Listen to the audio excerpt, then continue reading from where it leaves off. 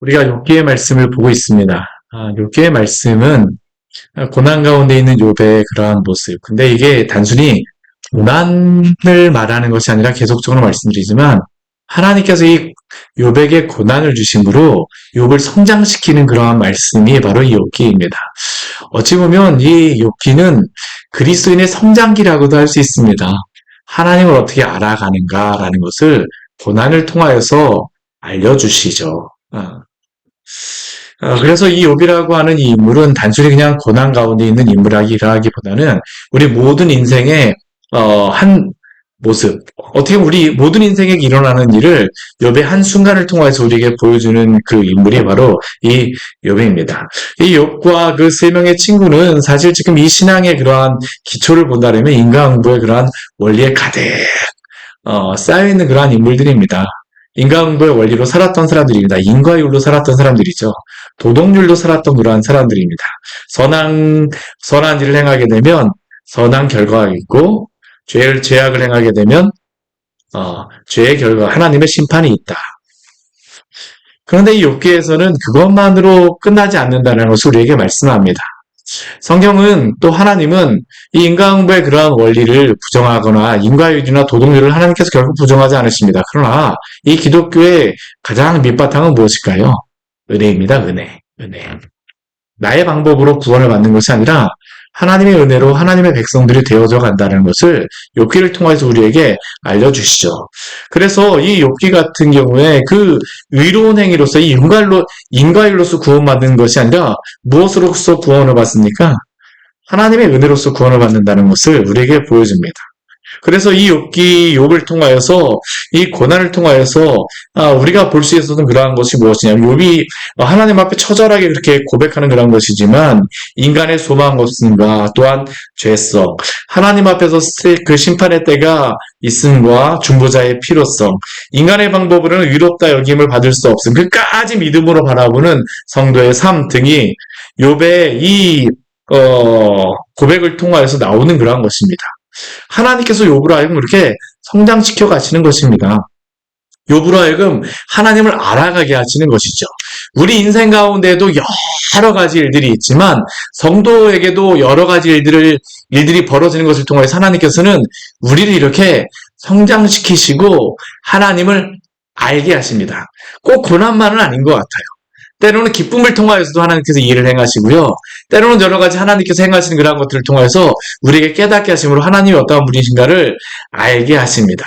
오늘 말씀, 우리가 읽었던 이 욥기 13장 20절부터 14장 22절까지의 말씀이 참 그 긴 긴 말씀이지만, 근데 이 말씀을 통하여서 욥을 통해서 우리에게 보여주시는 또 놀라운 한 가지의 그러한 것이 있습니다.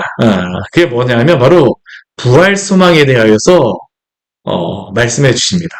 참 희한하죠. 어떻게 여기서 부활 소망을 말씀하실까? 이게 도대체 여기에 보게 되면 무엇이 부활 소망을 말하는가라고 생각할 수 있지만 오늘 말씀 이제 다 보게 되면 하나님이 욥에게 이 고난을 통해서 부활 소망을 갖게 하시는구나라는 것을 알게 될 것입니다. 먼저 오늘 말씀을 보게 되면 욥이 하나님 앞에 기도를 해요. 우리 13장 19절까지, 12장서부터 13장 19절까지의 말씀은 욥이 누구를 향해서 이야기하는 것이었냐면 친구들을 향해서 얘기했는데 13장 20절 말씀 이후에서는 하나님께 대하여서 대화를 하는 겁니다. 근데 하나님을 향해서 대화한다는 것은 결국 무엇일까요? 기도하는 겁니다. 기도. 오늘 13장 20절 말씀 보십시오. 하나님께 기도하고 있죠. 오직 내게 이 두 가지 일을 행하지 말아주십시오. 저에게 이 두 가지를 하지 말아주세요 하고 기도를 합니다. 무엇을 하지 말아달라고 기도합니까? 첫 번째는 우리 21절 말씀 보게 되면 주의 손으로 내게 대지 마옵소서, 주의 이름으로 나를 두렵게 하시지 마십시오라고 기도합니다. 왜 그렇겠습니까? 욥이 지금 당하고 있는 이 고난이 너무나도 힘들어요. 너무나도 힘듭니다. 너무나도 무섭습니다. 아픕니다.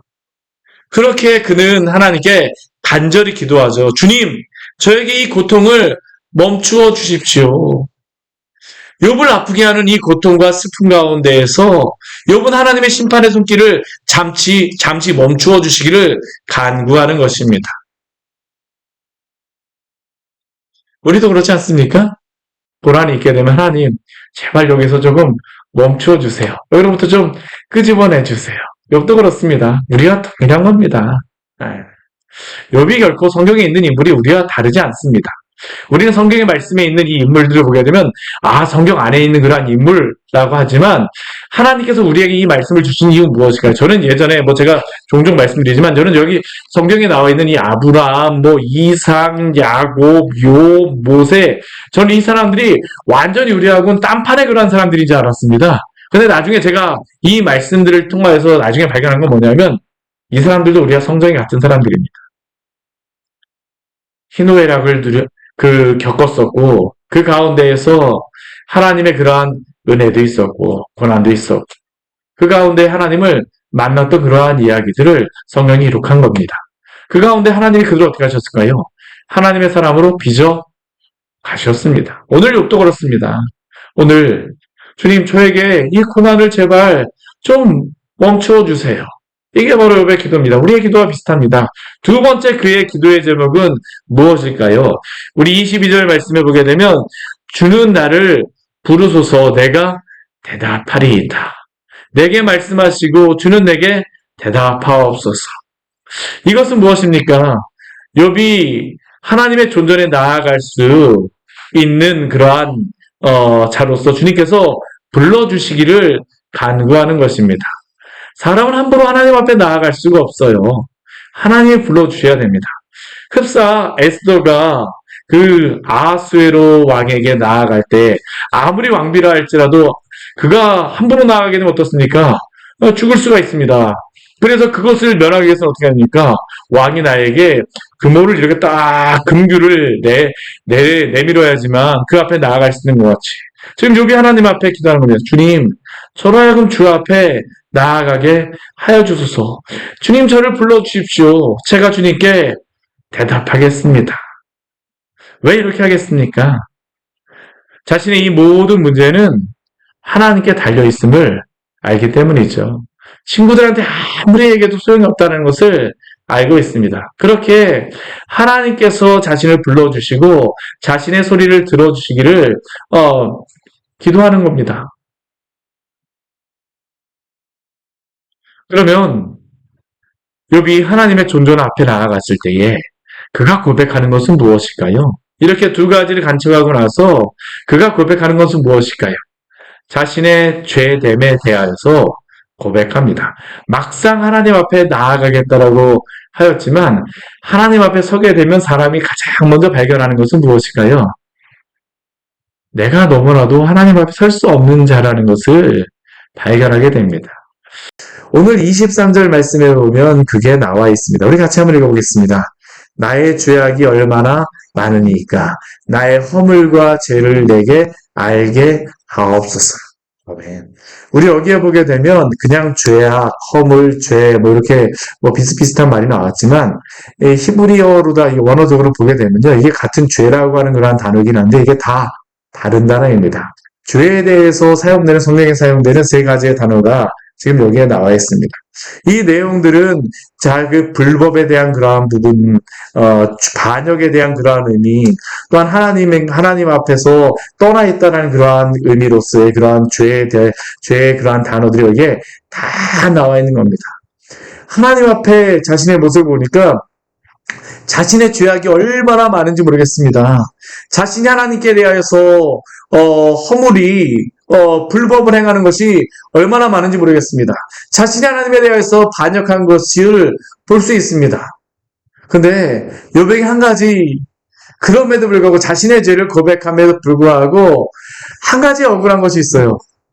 그럼에도 불구하고 저는 이 고난을 당한 만큼 죄를 범한 것 같지는 않아요. 라고 하는 게 바로 욥이 하나님께 대하여 가지는 그러한 마음이 있어요. 하나님, 제가 죄인이라는 것은 압니다. 그런데 제가 이 고난을 당한 만큼 죄를 범하진 않았잖아요. 그러니까 24절에서 욥이 기도하죠. 왜 하나님 저에게 얼굴을 가리시고 주님께서 저를 원수와 같이 대하십니까? 하나님의 주권을 인정하기 때문에 그렇습니다. 자신의 뜻대로 되지 않는 겁니다. 하나님이 하나님을 하나님이라고 믿는 것 같는데 하나님은 나를 어떻게 여기시는 겁니까? 욥이 보기에는 원수와 같이 여기시는 것처럼 여겨지는 겁니다. 고난을 당하는 성도들에게 일어나는 그러한 일이죠. 왜 하나님 저에게 이러한 일을 일어나게 하세요? 하나님 왜 저에게 이러한 일을 허락하십니까? 욥이 얼마나 이 상황이 두려운지 떨어지는 낙엽에도 놀랍니다. 마른 건풀을 뒤쫓으신다는데 마른 건풀과 같은 그러한 자신을 하나님께서 뒤쫓으시는 것 같습니다. 욥은 너무나도 두렵습니다. 욥은 스스로 생각을 해요. 내가 그렇게 죄를 범한 것 같지는 않은데 막상 이렇게 회개하며 하나님 앞에 나아가다 보니까 무엇까지 그가 생각이 되게 될까요? 우리 26절 말씀해 보게 되면 젊었을 때의 지은 죄를 내가 받게 하시오며 나의 그런 죄를 이렇게 따라가다 보니까 어린 시절에 지었던 그 죄까지도 다 기억나게 되는 겁니다. 저도 예수 그리스도를 만났을 때에 제가 하나님 앞에 그 은혜를 받았을 때 발견했던 게 바로 그거였습니다. 내가 정말로 죄인이구나. 왜냐하면 거룩하신 하나님 앞에 서게 되면 우리의 모습을 보게 되기 때문입니다. 그럼에도 불구하고 욥은 어떻습니까? 자신에게 있는 그러한 그 고난이 너무나도 크게 느껴져요. 그래서 이 고난을 당하는 것이 무엇처럼 여기냐면 하나님께서 복싱으로 단다라면 권투로 단다라면 여기 링 한 구석에다 몰아놓고 막 때리시는 것 같습니다. 여기 27절 말씀 보면 이게 나와요. 내 발을 착고에 채우시며 감옥에서 족쇄로다 딱 묶어놓고 나서 뭐 도망가지도 못하게 하는 것처럼 하나님이 어떻게 하시냐면 발을 착고에 채우시고 나서 하나하나 다 살펴보시는 겁니다. 내 발 자체를 다 점검하시는 겁니다. 이러니까 어떡할까요? 죽을 맛입니다, 욥이. 죽을 맛이에요. 하나님 왜 나에게 그렇게 하십니까? 왜 나에게 그렇게 하십니까? 이런 하나님의 그러한 그 눈빛, 하나님의 그러한 집중을 보니까 자신은 썩은 물건 같습니다. 낡아지는 것 같습니다. 좀먹은 의복 같습니다. 참 오래된 그러한 옷들이 아낀 옷들 시간이 지나고 나서 봤는데 어떻습니까? 좀은 요즘에 뭐 이 약을 넣으니까 없는다 할지라도 옷이 많이 발해 있어요. 그렇죠. 아무리 잘 그것을 싸매고 한다 할지라도 시간이 지나면 어떻습니까? 이게 낡아지는 것과 같이 욥이 그렇다는 겁니다. 하나님이 나를 이렇게 보시니 저는 낡아지는 것 같으며 존목은 의복 같습니다. 이게 욥이 하나님을 향하여서 가지는 그러한 마음입니다. 그 가운데 1절부터 6절까지 우리 14장 1절부터 6절까지의 말씀을 보게 되면 하나님 앞에서 인생은 어떠한 것인가를 이제 생각해 보는 겁니다. 우리가 그렇잖아요.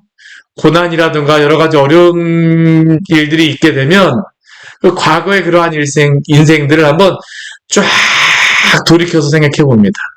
욥이 지금 그런 겁니다. 돌이켜서 생각해 봐요. 인생이란 도대체 무엇인가? 예전 제가 중학교 들어갔을 때 그 교장 선생님이 이 일기장 대신에 자기관리 기록장이라는 걸 썼습니다. 자기관리 기록장. 근데 그 자기관리 기록장 앞에 딱 써 있는 게 뭐냐면 나는 누구인가입니다.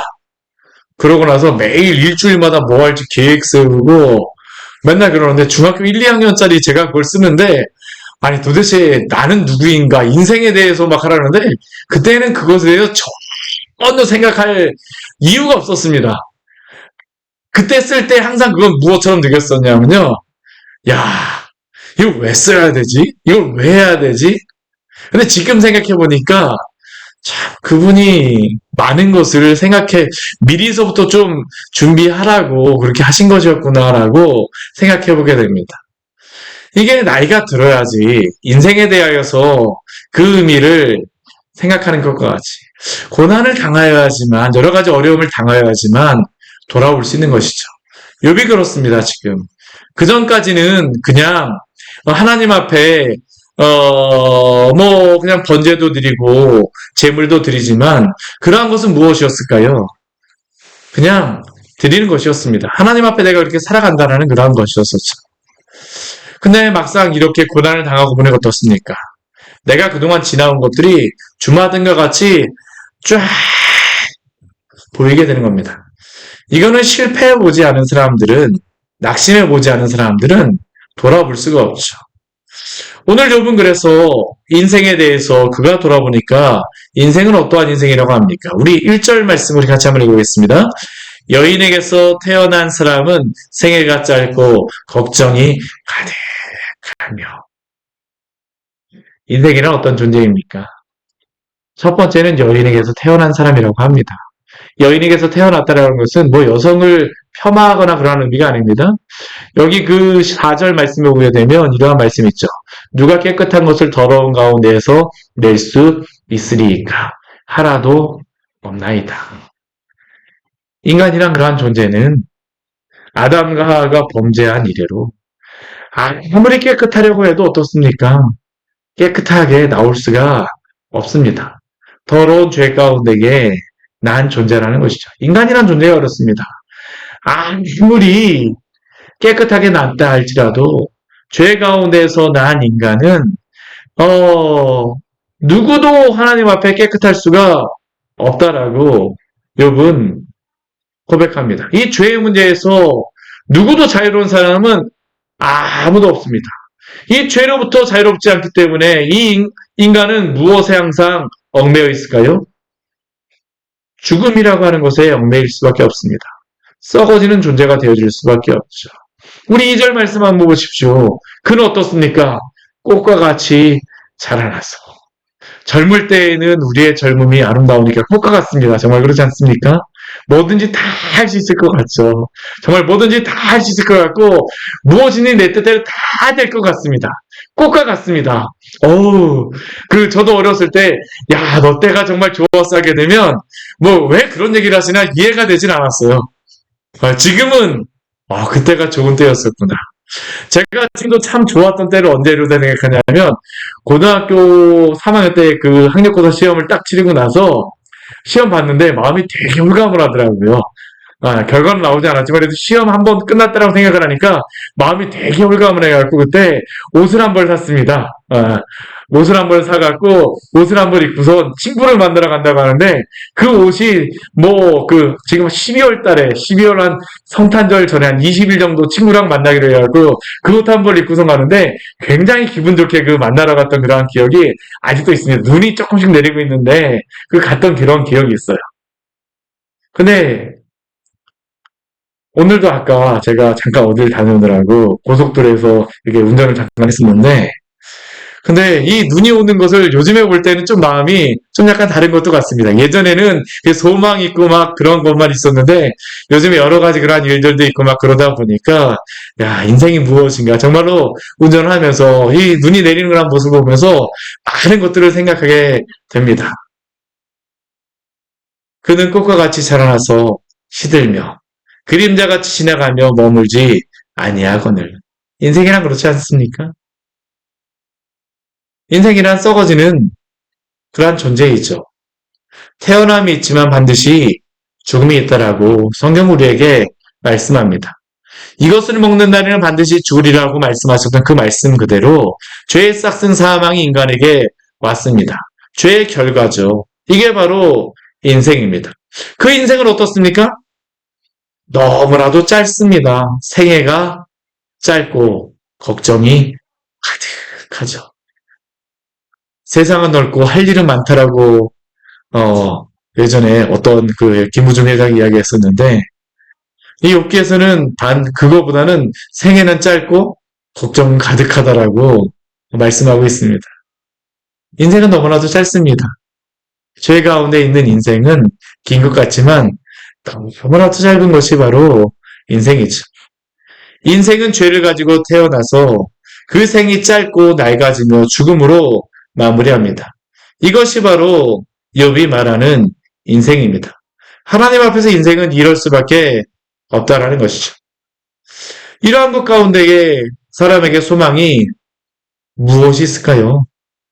무엇이 인생에게 소망이겠습니까? 오늘 말씀은 이 말씀까지만 보면 소망이 하나도 없는 것 같습니다. 그런데 욥은 놀랍게도 소망을 한 가지 발견하기 시작합니다. 무엇에서 발견하냐 하면 나무를 봅니다. 우리 7절 말씀 한번 같이 한번 읽어보도록 할까요? 나무는 희망이 있나니 지킬지라도 다시 봄이 나서 연한 가지가 끊이지 아니하며. 우리 인생은 이렇게 사라져버리는 것 같지만 나무는 어떻습니까?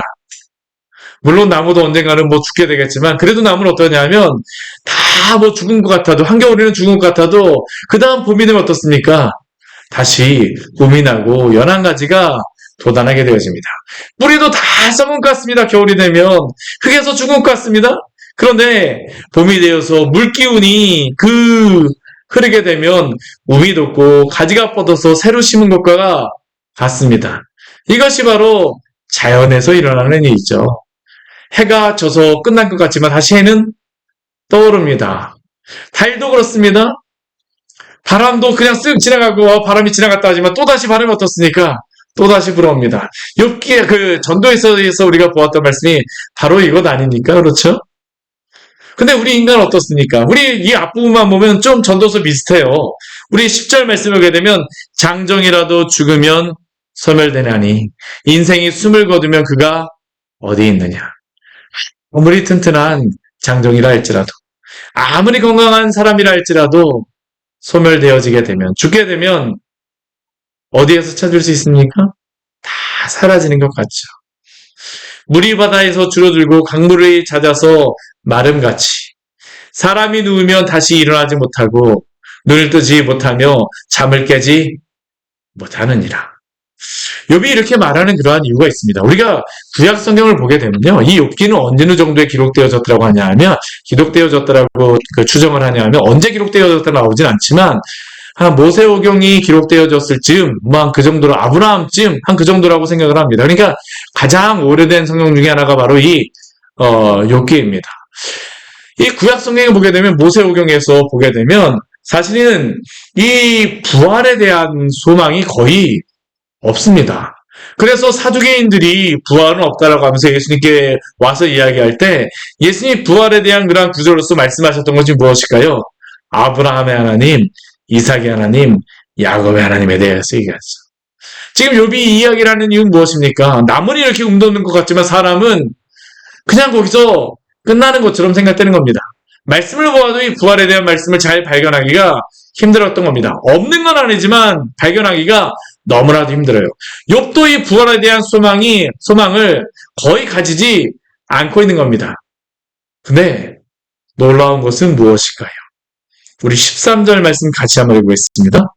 주는 나를 수월에 감추시며 주의 진노를 돌이키실 때까지 나를 숨기시고 나를 위하여 규례를 정하시고 나를 기억하옵소서. 아멘. 우리 주는 나를 수월에 감추시며 주의 진노를 돌이키실 때까지. 이것은 수월에 감추신다는 것은 무엇일까요? 죽음을 이야기하는 것이겠죠. 죽음을 이야기하는 것이겠죠. 그런데 욥은 이런 죄 많은 인생에 짧은 인생으로 쓰러지며 죽을 것이지만 그가 한 가지 가지고 있는 그러한 소망 가운데 한 가지 무엇이냐면 주의 진노를 돌이키실 때가 있을 것이다 라고 그는 생각을 합니다. 왜 그렇습니까? 그가 당하는 이 고난은 그가 죄인이라 할지라도 너무 억울하다고 생각합니다. 공의로우신 하나님께서 자신을 이렇게 진노하시는 것으로서 끝내시지 않을 것이라고 욥은 기대하는 겁니다. 그러니까 욥이 하나님이 공의로우신 하나님이며 하나님이 정의로우신 하나님이라고 하게 되면 하나님 제가 이렇게 억울한 가운데에 그냥 쓰러져 있지 말게 하여 주시고 저를 기억하여 주소서라고 지금 욥은 하나님께 기도합니다.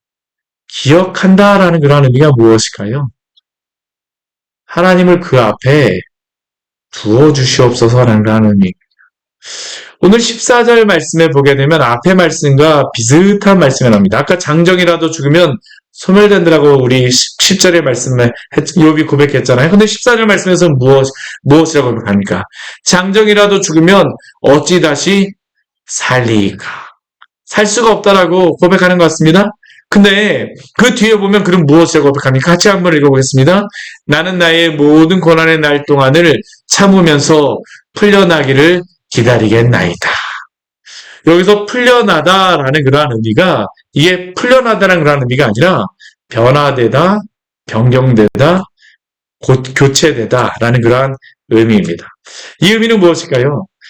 욥은 자신이 죽는다 할지라도 나무가 희망이 있어 다시 움이 돋는 것과 같이 자신도 변화된 존재가 되어지기를 지금 하나님 앞에서 어떻게 하는 겁니까? 소망하고 있는 것입니다. 자신이 이렇게 변화되기를 기대하겠다라고 믿음으로 고백하는 것입니다. 주님 저를 이렇게 변화시켜 주시기를 저는 기다리겠나이다. 어디에서요?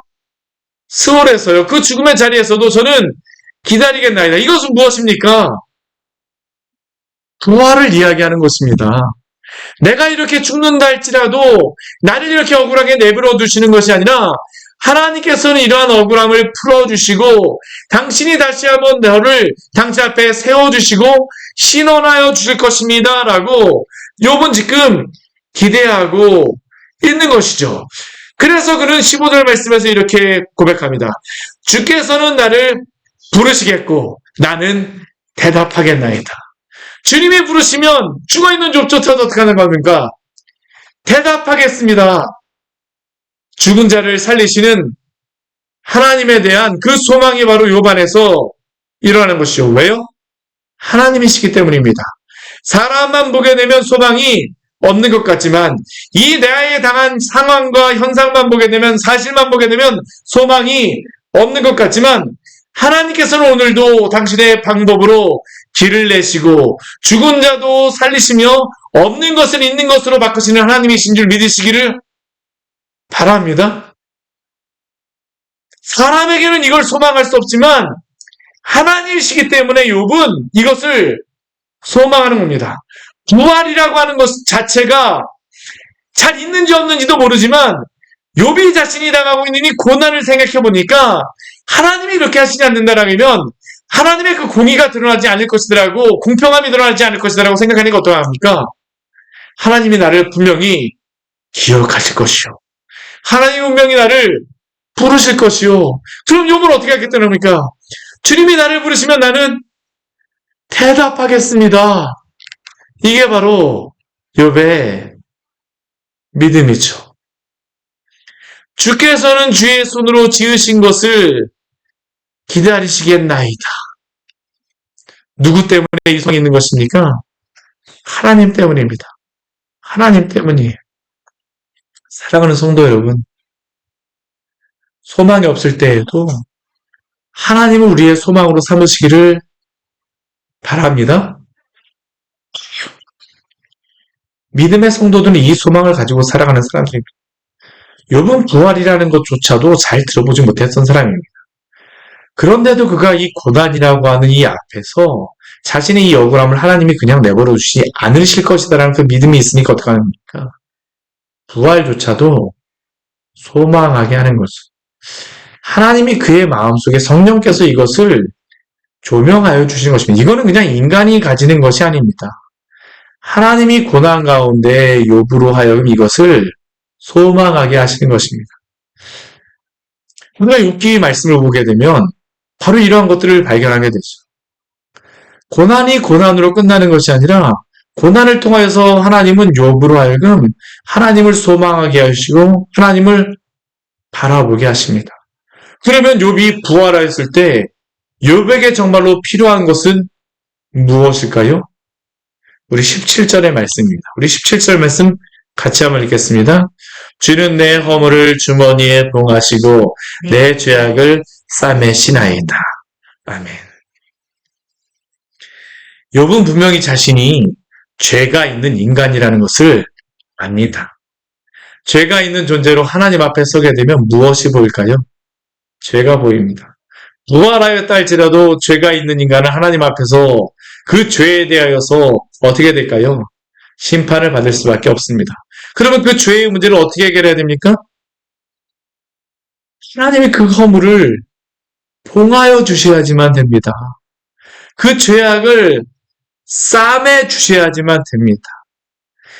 자신이 언젠가 부활의 때에 판결받을 그러한 때가 있을 것을 기대하며, 그러나 그때 하나님께서 자신의 그 죄악과 허물을 싸매어 주시고 봉하여 주시고 그 죄를 넘어가 주시기를 소망하는 겁니다. 로마서 4장 7절과 8절 말씀은 그래서 우리에게 이렇게 말씀하죠.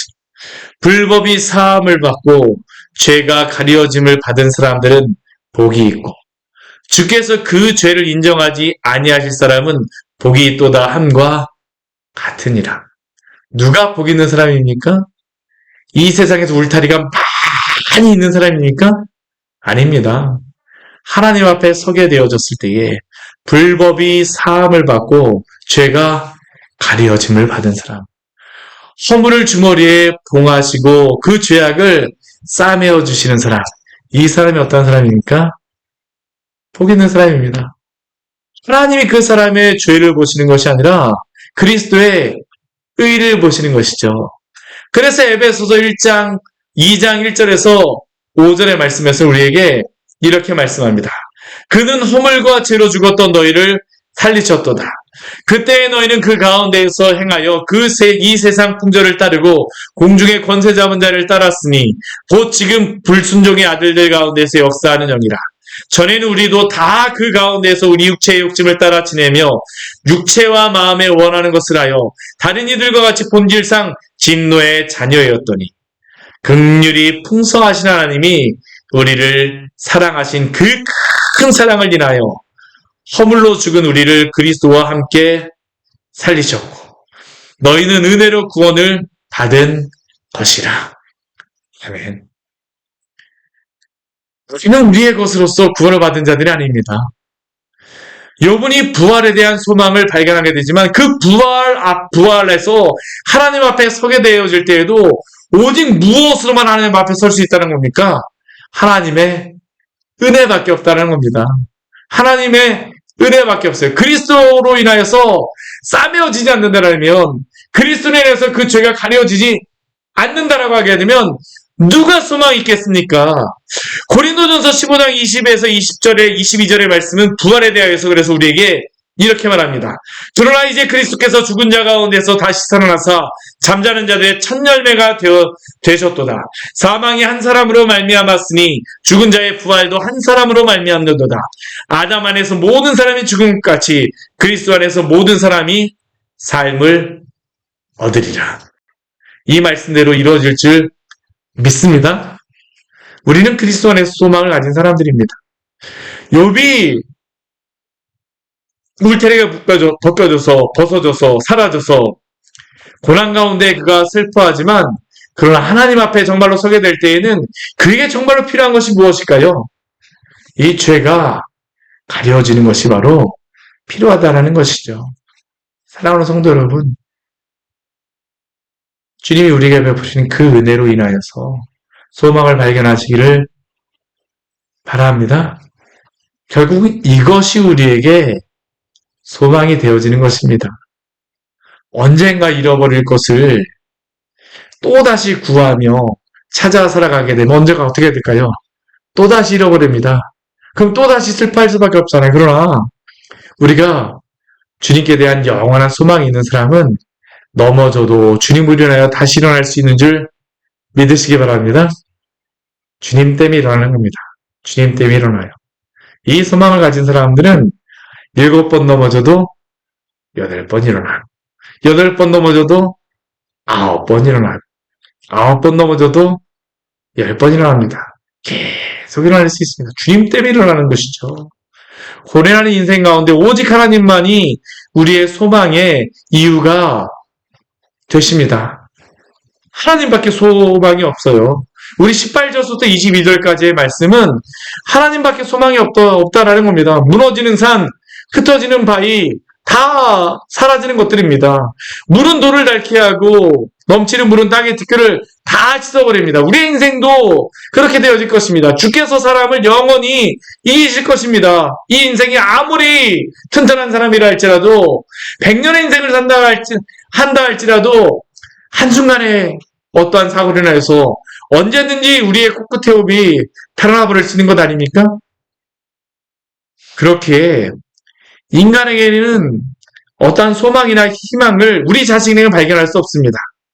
오직 하나님밖에 우리의 소망이 없음을 기억하시기를 바랍니다.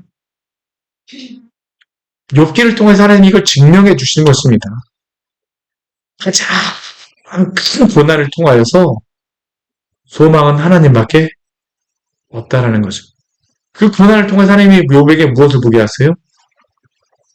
죄도 보게 하시고 중보자도 보게 하시고 구원도 보게 하시고 부활도 보게 하시고 주 앞에서 나를 구원하신 하나님만을 의지하게 하시는 것입니다. 오늘도 이 믿음 가운데 살아가시기를 축원합니다. 이게 우리의 소망입니다. 당장 나에게 이것이 소망이 되어지지 않는다라고요? 아니요. 정말 극한 고난에 있는 사람들에게는 이것밖에 소망이 없습니다. 콜로세움의 그 사자 앞에서 죽어갔던 그 사람들은 결국 그들의 소망은 무엇이었을까요? 하나님 한 분밖에 나의 소망이 없다라는 것이었습니다. 오늘도 주님을 소망으로 삼으심으로 이 모든 상황 가운데에서 다 이겨내시는 우리 귀한 성도님을 되시기를 축원합니다. 같이 기도하도록 하겠습니다.